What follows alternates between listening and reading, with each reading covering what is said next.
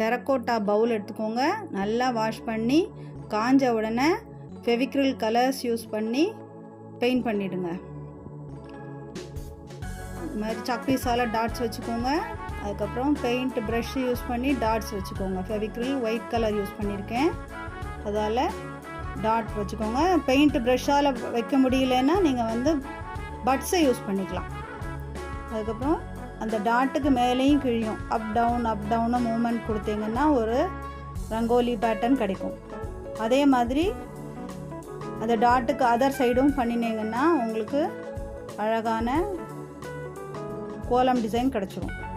இப்போ மேல் பக்கமும் அதே மாதிரி 2 கோட் பண்ணியிருக்கேன். காஞ்ச உடனே இது மாதிரி லைன்ஸ் போட்டுட்டு கிராஸ் லைன்ஸும் போடுவேன். அந்த மாதிரி போட்டதுக்கப்புறமா உள்ள ஒரு பவுலில் நீங்கள் ஃப்ரூட்ஸ் வச்சு சர்வ் பண்ணலாம்.